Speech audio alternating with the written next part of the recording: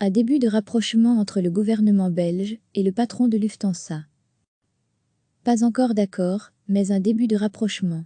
Voilà ce qui ressort de la rencontre entre Carsten Spohr, le patron de Lufthansa, et la première ministre Sophie Wilmès. Ils se sont vus ce midi, pendant environ 2 heures, en compagnie des ministres Alexander De Croo, Finances, et Nathalie Mühl, Emploi, ainsi que de Torsten Dirk et Dieter Vranckx de Bruxelles Airlines. L'objectif est de discuter de l'avenir de Bruxelles Airlines, et surtout de l'aide d'État sollicitée par le patron de Lufthansa, maison mère de Bruxelles Airlines. La compagnie aérienne belge a annoncé mardi un important plan de restructuration, avec jusqu'à 1000 suppressions d'emplois, un quart du personnel. Déjà dans les difficultés donc, Bruxelles Airlines subit aussi le choc de la crise coronavirus. Cet avenir est donc plus que sombre. Le gouvernement ne devrait pas intervenir dans le plan social en cours. Par contre, il est prêt à aider financièrement Bruxelles Airlines, à hauteur vraisemblablement de 290 millions d'euros. Mais l'État veut aussi l'assurance que son aide sera utilisée pour faire de Bruxelles Airlines une compagnie aérienne pérenne. Dans son communiqué publié à l'issue de la réunion, le gouvernement écrit « Des garanties doivent ainsi être données en vue d'une mise en œuvre correcte d'un business plan réaliste et tourné sur l'avenir pour Bruxelles Airlines, axé sur une croissance rentable, responsable du point de vue écologique et offrant des perspectives d'emploi. » De son côté, on sait que le patron de Lufthansa n'entend pas voir un État s'immiscer dans sa gestion. Du coup, aujourd'hui, les deux parties autour de la table des discussions ne le cachent pas, ce n'est pas encore gagné.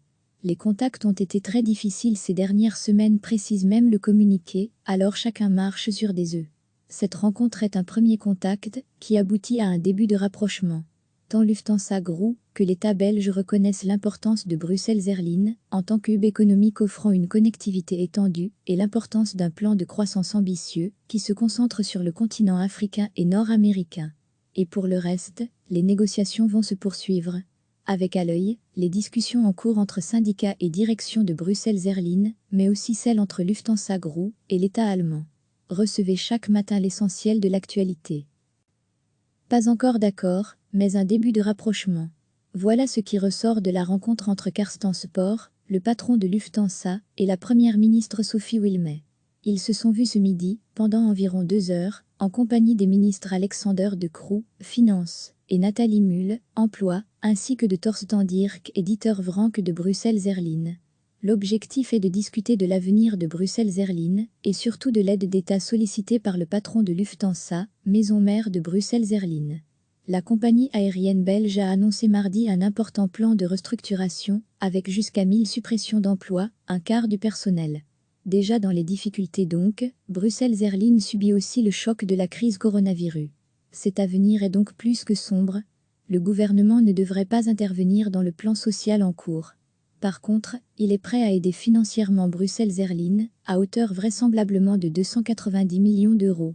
Mais l'État veut aussi l'assurance que son aide sera utilisée pour faire de Bruxelles Airlines une compagnie aérienne pérenne. Dans son communiqué publié à l'issue de la réunion, le gouvernement écrit « Des garanties doivent ainsi être données en vue d'une mise en œuvre correcte d'un business plan réaliste et tourné sur l'avenir pour Bruxelles Airlines, axé sur une croissance rentable, responsable du point de vue écologique et offrant des perspectives d'emploi. » De son côté, on sait que le patron de Lufthansa n'entend pas voir un État s'immiscer dans sa gestion. Du coup, aujourd'hui, les deux parties autour de la table des discussions ne le cachent pas, ce n'est pas encore gagné. Les contacts ont été très difficiles ces dernières semaines, précise même le communiqué, alors chacun marche sur des œufs. Cette rencontre est un premier contact qui aboutit à un début de rapprochement. Tant Lufthansa Group que l'État belge reconnaissent l'importance de Bruxelles Airlines en tant qu'hub économique offrant une connectivité étendue et l'importance d'un plan de croissance ambitieux qui se concentre sur le continent africain et nord-américain. Et pour le reste, les négociations vont se poursuivre. Avec à l'œil, les discussions en cours entre syndicats et direction de Bruxelles Airlines, mais aussi celles entre Lufthansa Group et l'État allemand. Cliquez sur s'abonner pour recevoir les dernières nouvelles.